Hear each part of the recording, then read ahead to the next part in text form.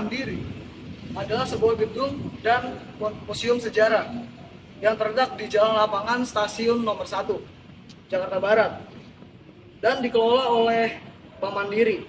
Bangunan ini dirancang oleh 3 arsitek Belanda, yaitu De Bruyne, Smith, dan Van der Linde. Bangunan ini merupakan salah satu bagian dari cagar budaya Kota Tua di Jakarta. Berdasarkan laman resmi, pengunjung bisa memasuki Museum Mandiri ini dengan tiket 5.000 per orang bagi masyarakat umum dan 3.000 bagi pelajar. Museum Mandiri dibuka dari hari Selasa hingga Minggu pukul 9 sampai 3 sore.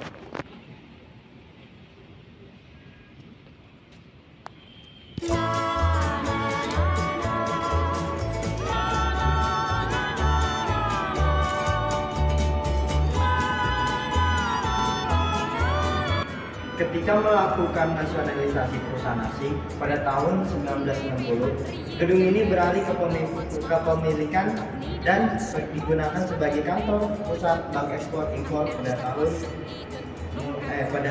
bulan 31 Desember 1998 sampai tahun 1995. Dengan lahir Bank Mandiri tanggal 28 Oktober 1998 hingga akhir legal merger Bank Aksim bersama Bank Magang Negara BDN, Bank Bumi Daya, dan Bank Pembangunan Indonesia ke dalam Bank Mandiri 1999, maka gedung ini pun menjadi aset Bank Mandiri. Keluarnya SK Direksi tahun 2003 dan 2004, serta pembangunan Satuan Kerja Museum Development, Operation, dan Maintenance Generation Support Service, maka gedung ini beralih fungsi menjadi museum dan mulai beroperasi pada akhir tahun 2004. Koleksi museum, koleksi yang terkait dengan aktivitas perbankan, tempo dwelling, dan perkembangan koleksi yang dimiliki mulai dari perlengkapan operasional bank, surat berharga, mata uang kuno, numismatik, brankas, dan lain-lain.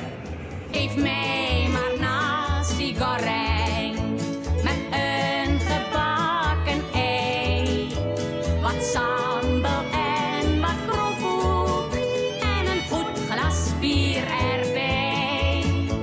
Geef mij maar nasi goreng met een gebakken ei, wat sambal en wat kroephoek en een goed glas bier erbij.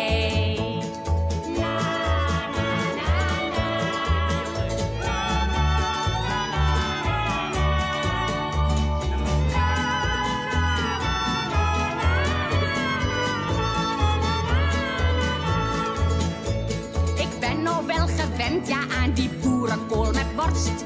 Aan hutspot pak ik klapperstuk en melk voor de dorst. Aan stampot van andijvie, aan spruitjes erwtensoep. Maar het lekkerst toch is rijst, ja.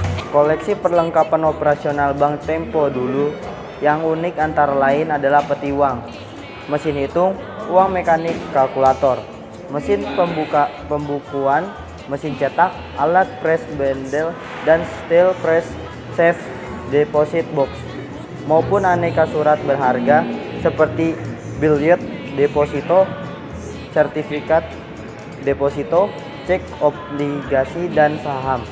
Di samping itu, ornamen bangun interior dan furniture museum ini masih asli seperti ketika didirikan.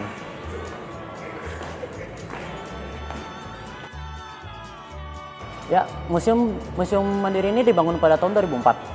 Museum ini yang menempati area seluas 10.039 meter persegi dengan luas gedung sebesar 21.504 meter persegi ini pada awalnya adalah gedung Netherlands Handelsmaatschappies atau NHM, atau bisa disebut juga dengan kantor Factorix di Batavia yang merupakan perusahaan dagang milik Raja Belanda, yaitu William I, yang kemudian berkembang menjadi perusahaan di bidang perbankan.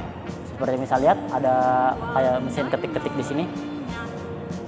Dan Netherlands Handelsmaatschappies ini dinasionalisasi pada tahun 1960 menjadi salah satu gedung kantor bank koperasi. tani dan nelayan atau yang bisa kita kenal dengan BKTN.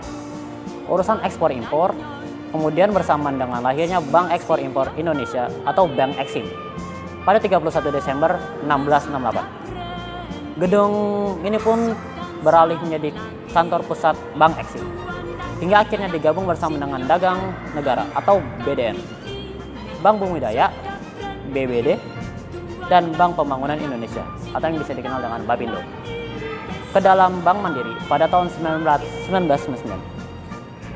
Setelah itu, penggabungan tersebut, gedung ini pun menjadi aset Bank Mandiri sendiri.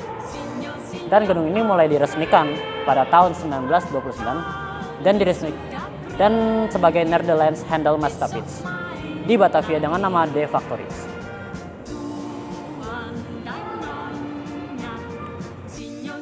Era liberalisasi di Indonesia ditandai dengan berlakunya Undang-Undang Agraria 1970. Munculnya undang-undang ini disebabkan oleh banyaknya kritik yang berasal dari kalangan orang-orang Belanda sendiri. Mereka menilai bahwa perlakuan pemerintah Belanda terhadap kaum pribumi pada masa kultur sel-sel sangat tidak manusiawi. Salah satu kritik yang paling terkenal datang dari Multatuli melalui buku Max Havelaar yang terbit pada tahun 1960. Ada 3 perubahan paling mendasar dalam undang-undang tersebut yang membedakannya dengan sistem tanah paksa. Pertama, dihapuskannya sistem kerja paksa yang digantikan dengan kerja upah. Kedua, sistem produksi gula diubah menjadi sebuah industri yang berkontrak bebas. Artinya, pihak swasta bisa masuk. Ketiga, dikembangkannya perkebunan komoditas ekspor yang memakai dana asing.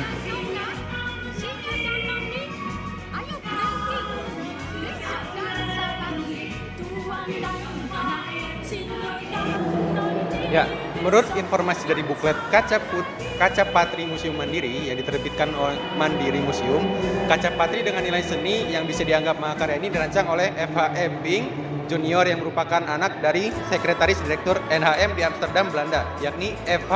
Ebing.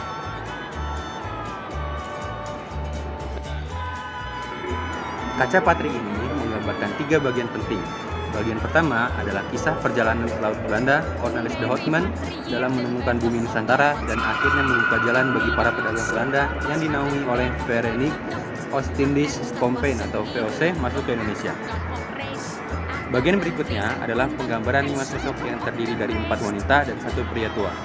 2 sosok wanita pada bagian 2 bilah kiri pertama dan wanita bersama pria tua di 2 bilah kanan digambarkan sebagai representasi 4 musim di Eropa, yaitu musim semi, panas, gugur, dan dingin. Sedangkan sosok wanita di bilah tengah atau bilah Nusantara digambarkan sebagai ibu pertiwi Nusantara yang terlihat cantik, anggun, memesona dengan dikelilingi gunung berapi dan hutan subur sebagaimana keindahan pesona alam Indonesia yang dilimpahi kekayaan sumber daya alam. Bagian terakhir dari Kaca Patri ini adalah prasasti yang ditujukan untuk menghormati Cornelis Johannes Karel van Aalst, sosok presiden direksi NHM yang sangat berpengaruh bukan hanya bagi internal perusahaan, namun juga berpengaruh bagi Belanda. Geen lontok, sate babi en niets smaakt hier pedes. Geen trassis, roendeng,